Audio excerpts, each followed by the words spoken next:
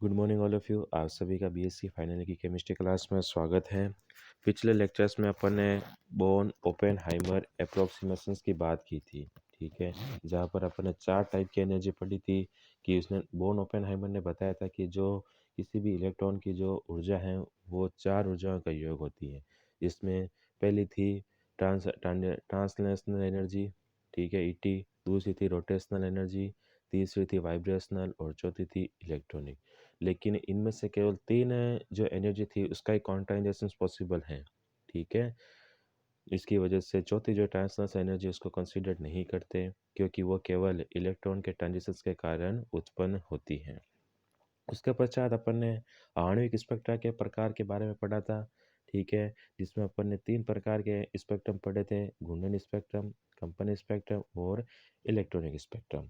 अब अपना आज का टॉपिक है वापस से रोटेशनल स्पेक्ट्रम या फिर घूर्णन स्पेक्ट्रम। कि जब अणु कम ऊर्जा वाले विकिरणों में से सूक्ष्म तरंगों को अवशोषित करते हैं तो उनमें आणविक क्या स्पेक्ट्रम उत्पन्न होते हैं। तो अपन ने कल पहले ही देखा था आणविक स्पेक्ट्रम के अंदर कि आणविक स्पेक्ट्रम किसके कारण उत्पन्न होंगे, जब जो मॉलिक्यूल्स हैं वो सूक्ष्म तरंगों को अवशोषित करेंगे तो आणविक स्पेक्ट्रा उत्पन्न होता है और अणु के घूर्णन स्पेक्ट्रा हमें प्राप्त होते हैं। इन घूर्णन स्पेक्ट्रा को प्राप्त करने की तकनीक को अपन क्या कहते हैं, रोटेशनल स्पेक्ट्रोमेट्री। चूंकि इनमें सूक्ष्म तरंगों का क्या होता है, अवशोषण होता है, अतः इसे अपन सूक्ष्म तरंग स्पेक्ट्रोस्कोपी भी कह सकते हैं। घूर्णन स्पेक्ट्रम वे ही अणु प्रदर्शित करते हैं जिसमें क्या होता है, स्टेबल डाइपोल मूवमेंट होता है, ठीक है। अपन ने पहले देखा था कि घूर्णन स्पेक्ट्रम केवल वे अणु प्रदर्शित करेंगे जो स्थायी द्विध्रुव आघूर्ण होते हैं जिसके अंदर, और इन अणुओं के अंदर घूर्णन क्या होता है, सक्रिय अणु कहते हैं, ठीक है। इन अणुओं को क्या कहते हैं, घूर्णन सक्रिय अणु कहते हैं। जबकि वे अणु जिनमें द्विध्रुव आघूर्ण नहीं होता अर्थात अध्रुवीय अणुओं को घूर्णन अक्रिय अणु कहते हैं। इनमें घूर्णन स्पेक्ट्रा प्राप्त नहीं होता है, जैसे कि समनाभिक अणु थे और कुछ रेखीय अणु थे N2O2 H2Cl2। और रेखीय अणुओं की बात करें अगर अपन तो कौन से थे, CO2। अणु में घूर्णन संक्रमण तभी संभव हो पाते हैं, ठीक है।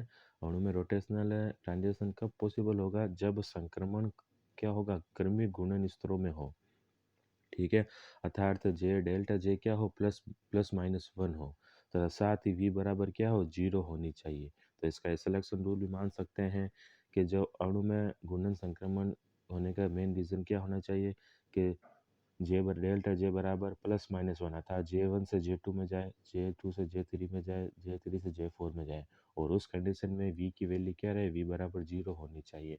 अर्थात घूर्णन संक्रमण केवल एक ही कंपन ऊर्जा स्तरों में संभव है। ऐसा नहीं है कि एक कंपन ऊर्जा स्तर से जो लेवल है दूसरे कंपन ऊर्जा स्तर में चला जाता है। अब है कि द्विपरमाणिक अणु के घूर्णन स्पेक्ट्रा, ठीक है। अब डायटोमिक मॉलिक्यूल्स के अगर अपन रोटेशनल स्पेक्ट्रा की बात करें तो किस तरीके से हमें प्राप्त होता है, देखते हैं कि द्विपरमाणिक अणु जो सदैव रेखीय होते हैं विभिन्न प्रकार के घूर्णन प्रदर्शित करते हैं। एक द्विपरमाणिक अणु के घूर्णन की विधि की तुलना एक सामान्य आकार की गेंद से कर सकते हैं। अगर अपन डायटोमिक मॉलिक्यूल्स की बात करें तो डायटोमिक मॉलिक्यूल्स में जो रोटेशन होता है उसका कंपैरिजन अपन एक नॉर्मल बॉल से कर सकते हैं कि एक डायटोमिक मॉलिक्यूल में निम्न प्रकार के घूर्णन संभव है, ठीक है। कोई भी डायटोमिक मॉलिक्यूल होगा उसमें दो प्रकार के घूर्णन होंगे, ठीक है। पहला तो होगा अक्षों पर, ठीक है, अक्ष के सापेक्ष होगा। पहले डायग्राम में बता रखा है जैसे रोटेशन, ठीक है। दो बॉलों को, दो गेंद को अगर अपन पास में रख दें और उसको अक्ष के सापेक्ष घुमाएं उसको, तो पहला रोटेशन ही हो गया। दूसरा है कि अक्ष के चारों तरफ घुमा देगा दोनों बॉलों को, ठीक है। पहले तो अक्ष के सापेक्ष घुमाया और दूसरा है अक्ष के चारों तरफ अगर घुमा दे, ठीक है, बॉल को घड़ी की दिशा में या फिर घड़ी की विपरीत दिशा में, तो ये रोटेशन होता है। यह घूर्णन अणु के गुरुत्वीय केंद्र से जाने वाली दो लंबवत अक्षों की ओर होंगे, ठीक है। अतः द्विपरमाणु अणु की व्याख्या एक दृढ़ घूर्णक या अदृढ़ घूर्णक के रूप में कर सकते हैं। पहला अपन करेंगे रिजिड रोटेटर के रूप में कि डायटोमिक मॉलिक्यूल है वो एज ए रिजिड रोटेटर, कि वे अणु जिनके परमाणु के बीच की दूरी घूर्णन के साथ क्या रहती है, अपरिवर्तित रहती है। अर्थात जब वो रोटेशंस करते हैं तो उनके अंदर जो डायटोमिक मॉलिक्यूल्स के बीच में जो डिस्टेंस है वो चेंज नहीं होंगी। वो किसके अंतर्गत आएंगे, रिजिड रोटेटर के अंदर। ये चार प्रकार के होते हैं। पहला है गोलीय घूर्णक, दूसरा है रेखीय घूर्णक, तीसरा है सममित और चौथा है असममित घूर्णक। ठीक है, रिजिड रोटेटर को वापस से 4 पार्ट्स के अंदर डिवाइड किया रखा है। किसी डायटोमिक मॉलिक्यूल को इस प्रकार घूर्णित किया जाए कि उनके बीच की अंतर परमाणु दूरी अपरिवर्तित रहे, तो वह क्या कहलाते हैं?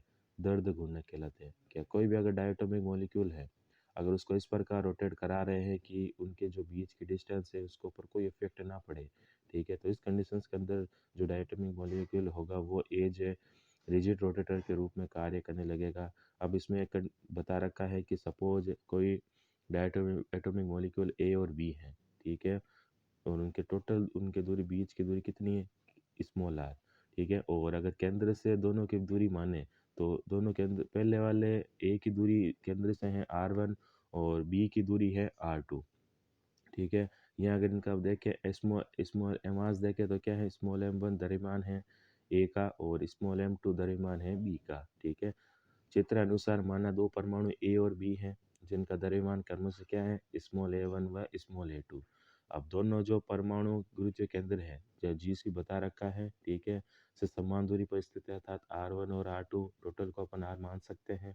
ठीक है, चूंकि यह अणु ए बी उस अक्ष पर घूर्णन करता है जो उसके गुरुत्व केंद्र से गुजरती है।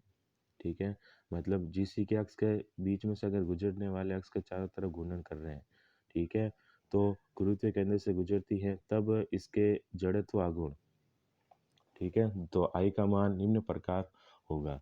ठीक है, अगर जिसी अक्ष के ये गुजरती है अब ये अक्ष के चारों तरफ अगर रोटेशंस करे तो उस कंडीशंस के अंदर इस अणु के जो जड़त्व आघूर्ण का मान क्या होता है?